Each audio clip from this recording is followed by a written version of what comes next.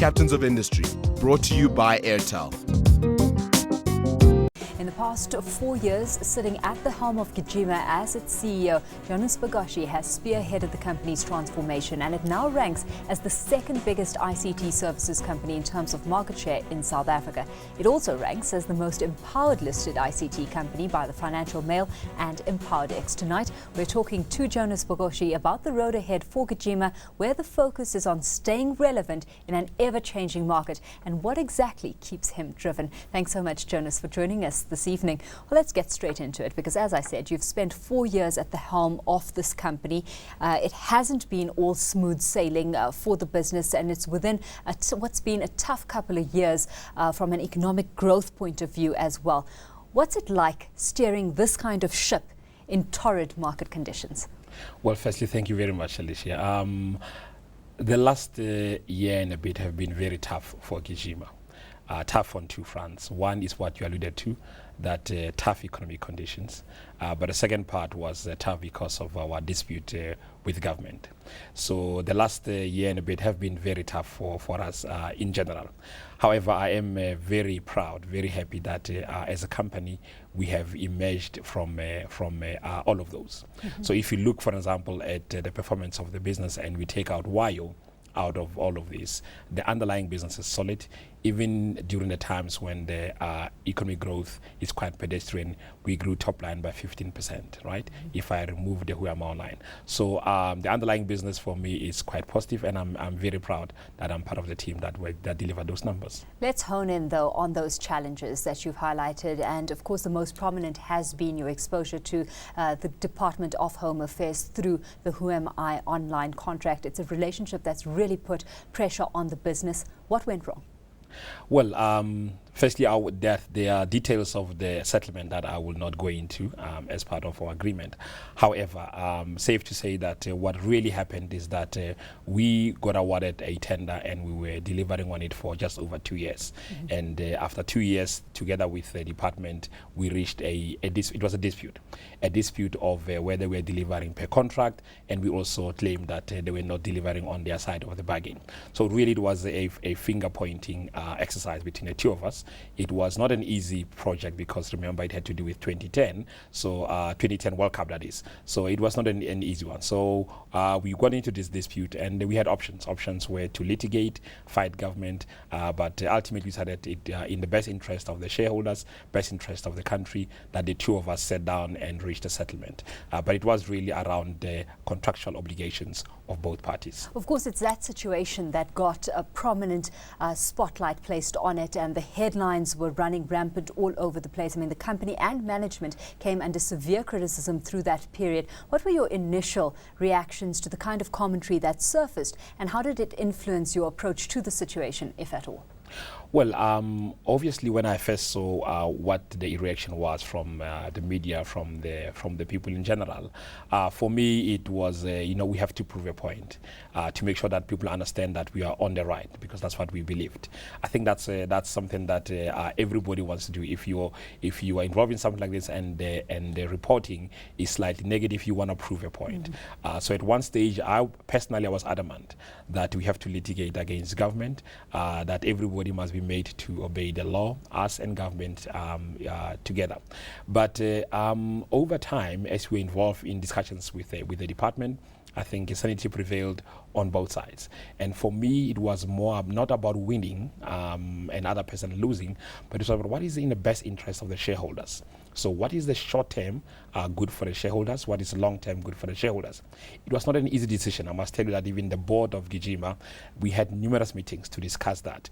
And the ultimate decision of writing off 375 million rand and settling with government, we realized that was in the best interest of the company. Yep, but it was certainly an expensive lesson, 374 million rand. At that point, it was half of what the business was worth that you actually wrote off there. I mean, let's run through that lesson and what you've learned in terms of how not to do business with government. Yeah, absolutely, Alicia. I must say to you that I said before that this was a very tough time in the history of the company. Personally, also I went through lots of emotions through that process. You can understand that being at the helm of this company, ultimately the buck stopped with me.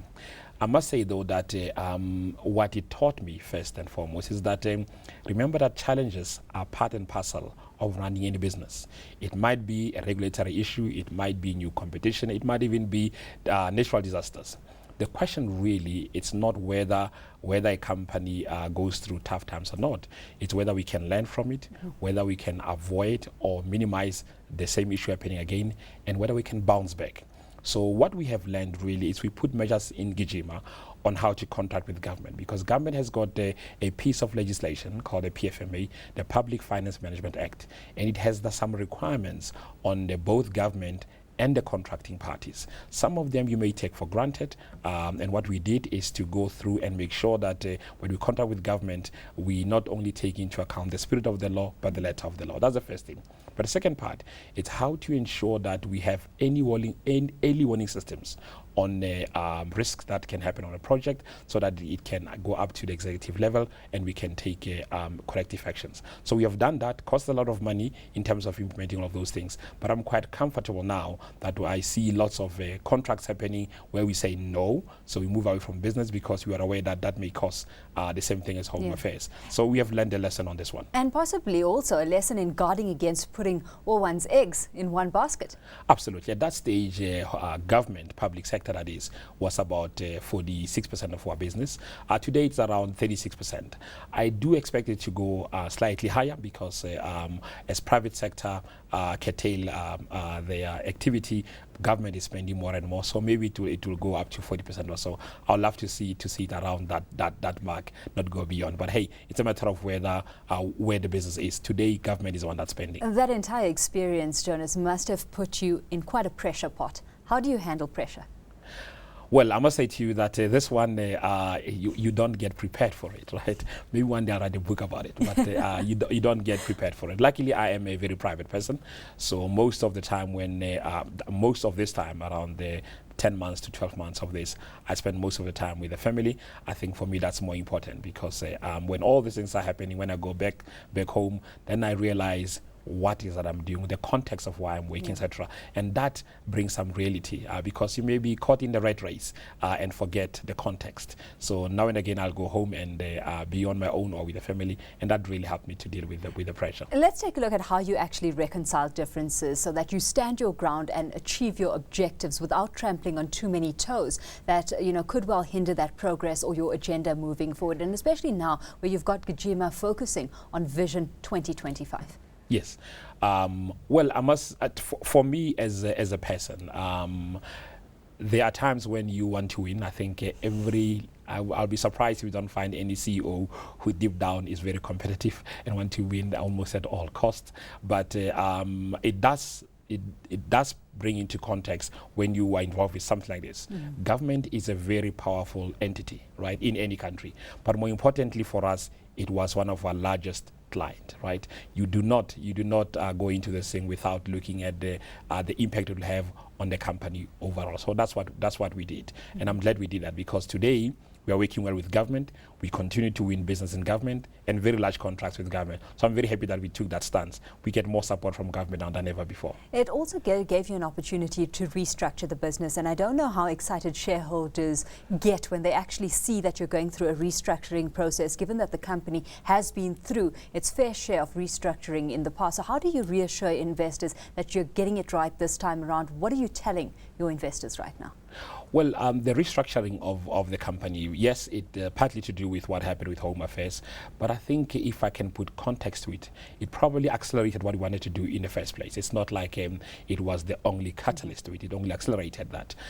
So what we talk to the shareholders is to look at where is the industry going, what will be the best way for us to create value for the shareholders, and talk to them about a new business model that we are busy with. I'll talk a little bit about that. We talk to them about the business model and why we believe that business model is the right one to create maximum value for the shareholders. Bottom line, it comes to the company remaining relevant in an industry like yours where we've got technology that's fast changing. Looking at your personality traits or your character, how adaptive a person are you, or is it more a matter of you having to be adaptive?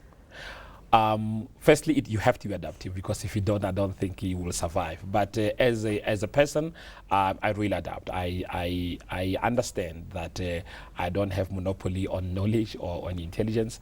I really I believe in a team. I believe in people who can advise me, and I take the right decisions. So this I've done now and before. So what it has helped me is to have input from various parties. Some of them being our clients, sometimes our customers, or even analysts. So it has helped. My character of being able to be flexible has allowed me to understand that continuing on a certain path may not necessarily be the right way for enhancing shareholder value. It boils down to survival of the fittest, survival of the most dynamic, where forces of competition are very strong. How do you rank Gijima as a contender in the current industry playing field? Well, it really depends on which part of the business we are talking about. But if I look at South Africa, so we are among the top 3 in the country in terms of the area we focus on, which is ICT services. So we don't really go into products, but if you talk about ICT services, if I look in the last 6 months to 12 months, and I look at how companies or the potential customers have asked us to bid for business, I believe that out there, the customers look at Gijima as a very strong competitor. So normally with large customers, they will only call for the top 3 in a specific area to bid for business. And if I look at the activity around that, I think as a company we have done fairly well. But for me, it was important that over and above all of these things, that we relook the entire business model and go and find leaders to lead the business. And so far we have appointed a number of key industry recognized leaders, and with them I believe we are very competitive. So a lot of your competitive advantage would be reaped then from your skill set, the human resource element of the business. Let's go through your philosophy on empowerment and then celebrating excellence as well, because you see that as an incubator for greatness. Absolutely. In our industry, especially the one that is changing so fast, that is commoditizing so quickly, your only sustainable competitive advantage is your people. And I know that it is almost like a cliche, but I think in our industry it's more relevant than anywhere else, because it doesn't matter whether we've got our investment in cloud computing, it can be copied overnight. Whether we build a strong network, it can be copied overnight. But our people, the way they think, the way they behave, the way they engage into the business, that cannot be copied. And for me, that's the key to Gijima. In the last 4 years, we've been focusing on that. One is on increasing investment in our people. So if you look at our training, we moved from about 0.6% of our payroll as investment in our people to about 2.5%. So we've increased that over time. And for me, that's important, because that's what will sustain our competitiveness. Yeah, of course, we've got the company ranked as the most empowered listed ICT company by the Financial Mail, by EmpowerDex as well. What's your view on the current model of empowerment as articulated by the South African government? Do you think that there's a better way of empowering? Well, I think it is important to look at the model in context, right? I think what we're talking about here, it does emphasize a little bit ownership as the key to empowerment. It does have a number of pillars, but I think ownership seems to be the key. That for me is not how we should be looking at empowerment. I think we should more and more look at whether the company is able to develop people, all these people, for it to be competitive. So I think over time that model needs to be relooked, but in the context of the history of South Africa, I think it's the best we have. Well, Jonas, let's leave the conversation there for now. Who is Jonas Bogoshi when he's not sitting at the helm of Gijima? Find out after the break.